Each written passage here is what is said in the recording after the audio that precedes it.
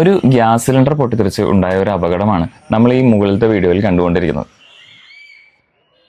നമ്മുടെ നാട്ടിലെ gas cylinder പൊട്ടിത്തെറിച്ചുണ്ടാകുന്ന അപകടങ്ങൾ ഇപ്പോൾ വളരെ സാധാരണമായിക്കൊണ്ടിരിക്കുകയാണ്. അപ്പോൾ ഈ ഗ്യാസ് സിലിണ്ടറിലുള്ള ഈ ഒരൊറ്റ കാര്യം ശ്രദ്ധിച്ചു കഴിഞ്ഞാൽ നമുക്ക് കുറേ അപകടങ്ങളൊക്കെ ഒഴിവാക്കാനായിട്ട് സാധിക്കും. നിങ്ങളുടെ സിലിണ്ടറിന്റെ ഈ ഒരു ഭാഗത്തായിട്ട് ഇങ്ങനൊരു കോഡ് ഉണ്ടോ നോക്കുക. ഇത് ഇൻഡിക്കേറ്റ് ചെയ്യുന്നത് ഇതിന്റെ എക്സ്പയറി ഡേറ്റിനെയാണ്.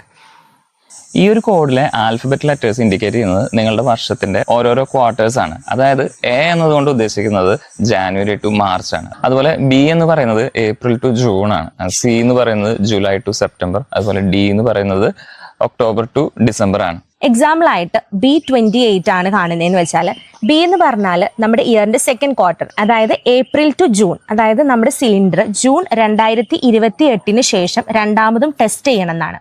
ഇപ്പൊ നമ്മൾ നേരത്തെ പറഞ്ഞ കാര്യത്തിന്റെ കൂടെ വേറെയും കുറച്ച് കാര്യങ്ങൾ ശ്രദ്ധിച്ചു കഴിഞ്ഞാൽ നമുക്ക് കുറെ അപകടങ്ങൾ ഒഴിവാക്കാനായിട്ട് സാധിക്കും. അതായത് നമ്മൾ ഒരു സിലിണ്ടർ കീപ്പ് ചെയ്യുമ്പോൾ ഇതുപോലെ എയർ പാസേജ് ഉള്ളതും അതുപോലെ തീയൊന്നും അധികം പെരുമാറ്റം ചെയ്യാത്ത ഒരു സ്ഥലത്ത് കീപ്പ് ചെയ്യാനായിട്ട് ശ്രദ്ധിക്കുക.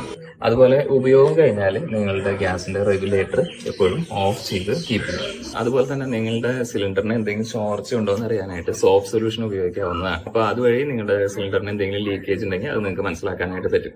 അപ്പോൾ നിങ്ങളുടെ സിലിണ്ടറിൽ നമ്മൾ നേരത്തെ പറഞ്ഞ ആ ഒരു കോഡ് എത്രയാണെന്ന് ഒന്ന് ചെക്ക് ചെയ്തിട്ട് ഒന്ന് കമന്റ് ചെയ്തോളൂ കേട്ടോ.